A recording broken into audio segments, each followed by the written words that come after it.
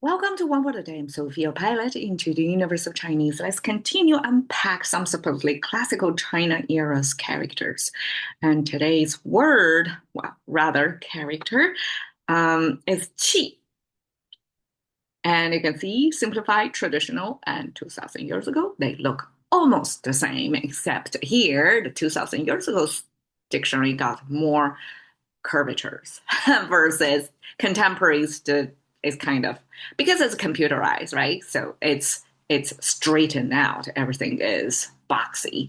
Versus 2000 years ago, we can make diagonal lines and draw some curves. That's more mimicking nature, which is nonlinear, not a straight line, not boxy at all.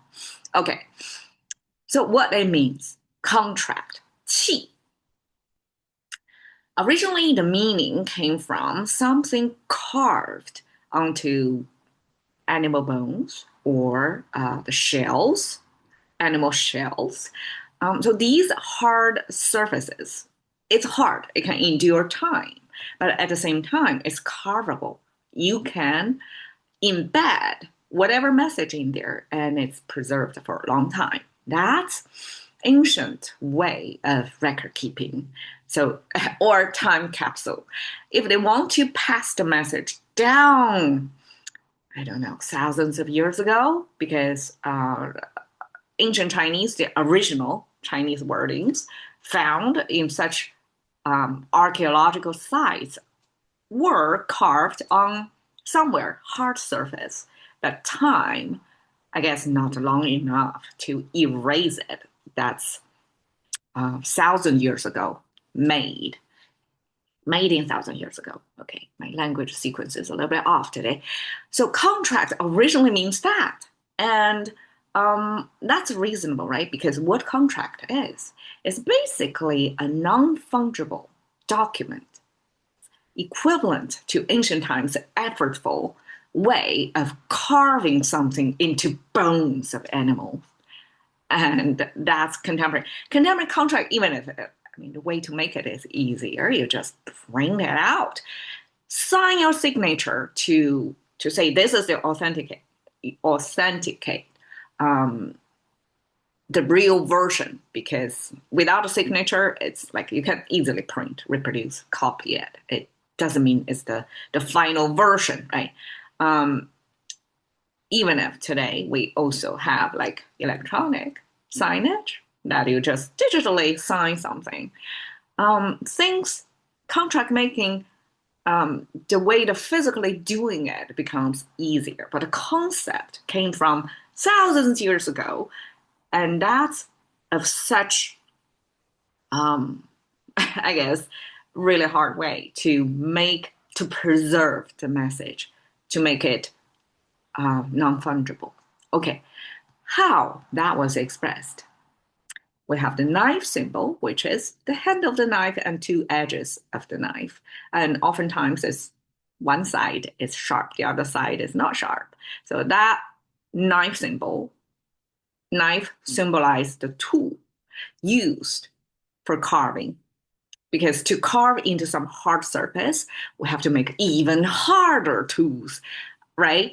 And ancient times, I guess, some broken link of flint, um, some sharp edged stones, maybe the initial ones that's you can easily find, or break a rock and get sharp edges from it. That's the beginning. But later on, when we master I guess, the metal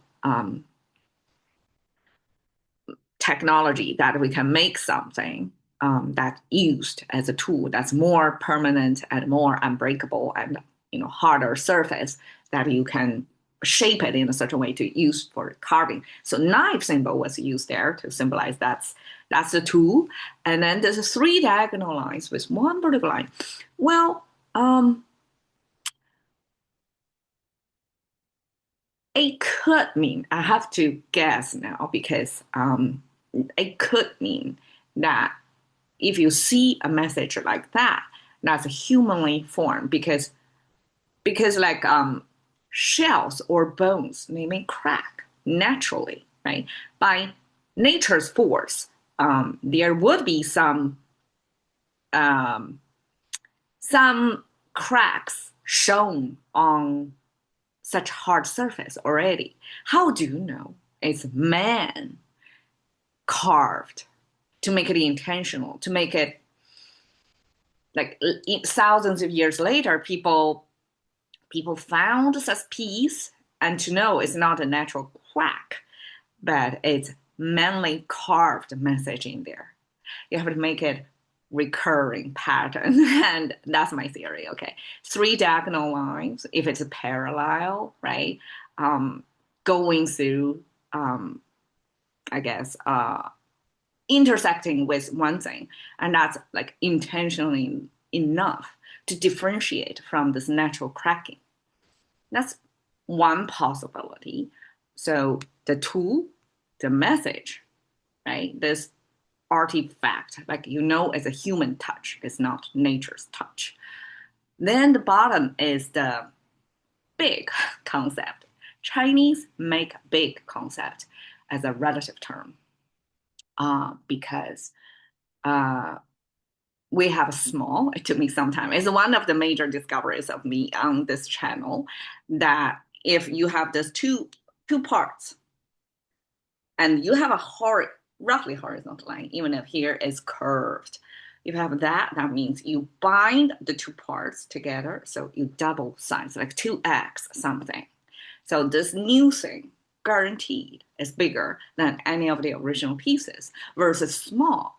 As you put that binding, instead of horizontal, you make it vertically, to make a separator between the two pieces, and that gives you the intention that originally it's one piece, but now you forever cut it into two pieces. However cut you are, each piece is guaranteed to be smaller than the original piece. So big and small originally is bigger than or smaller than.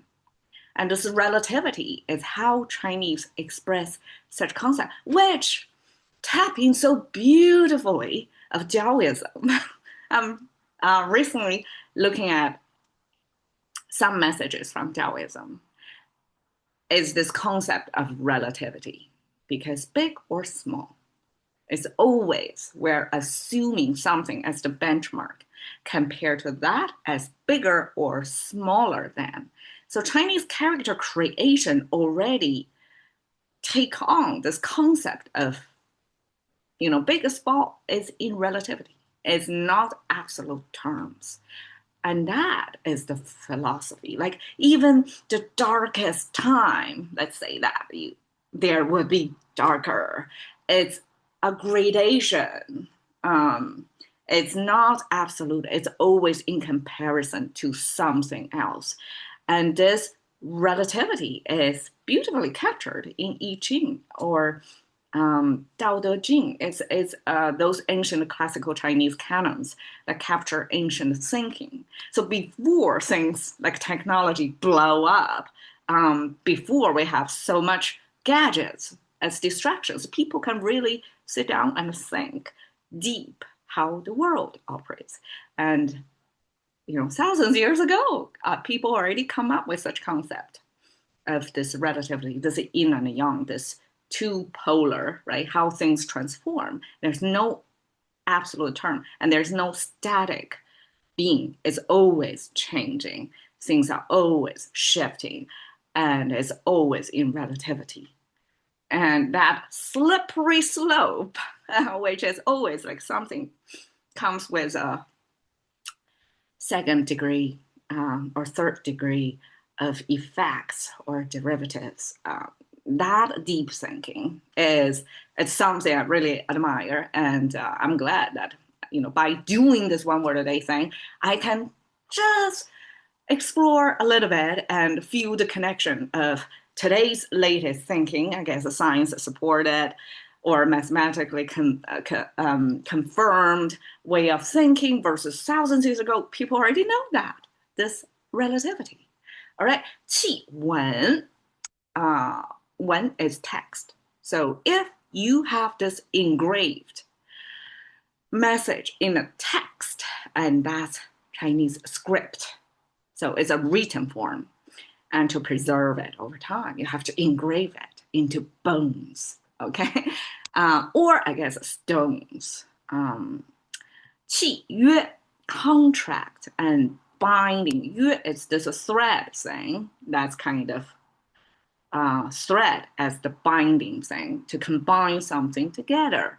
And that's a Chinese official translation of contract. Because just by qi itself, even if it's closest to contract subject, it can come into different meanings as well that we can, even if it's a similar meaning, derived meaning, we can still apply it into different contexts by adding this binding concept. That means it's almost like a legally binding to whoever comes into this written form, non-fungible written form agreement, and that's effective to bind both parties to it. And that's a Chinese official translation of what contract is about in today's I guess understanding of legal, how legal work. 默契 默 means silent, means nonverbal, and 默契 is a I really hope English can find one word to express it because it's between humans, it's such a big thing. It's like we mutually understand each other without saying anything. And that moment, I mean, it probably doesn't occur that often these days anymore. But if, say, like me, I'm immigrant to America, right? And when I say or do something, especially I'm not saying something, I'm just doing something. And then another similar background, like immigrant from China, from one cultural environment to another cultural environment in a similar number of years.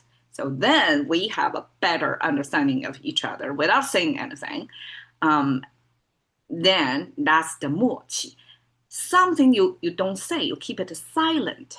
But this 气, as if you have this contract, as if you have this non-verbalized but written form of agreement of doing something. And the best way Google can translate is tacit agreement. How I wish there's just one English word to describe this, because 默契 in Chinese we almost regard it as a word, as our vocabulary, and it's pretty high frequency occurring. If you have some 默契 with somebody, it's almost like equivalent to say you're soulmate in a certain way, right? You understand each other so well that you don't have to, explicitly you don't have to over communicate. Actually, the beauty of it is you under communicate. You're silent, like there's no communication, but you know exactly how each other are thinking and processing about it, and therefore go about it. Similar attitude or similar approach about things. And that's a beautiful thing if it occurs among humans. So that's a 默契.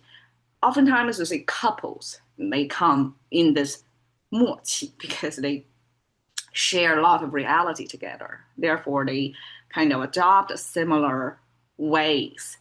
And that's the 默契. That's how you get 默契. If two strangers you already have 默契, that's already that's a strong attraction, right? It's not easily happening like that. So 契, we have contract. Chinese express it by this engraving message that take a lot of effort and make it non-fungible. And that's how we make the concept. 契. Thank you for your time. See you another day.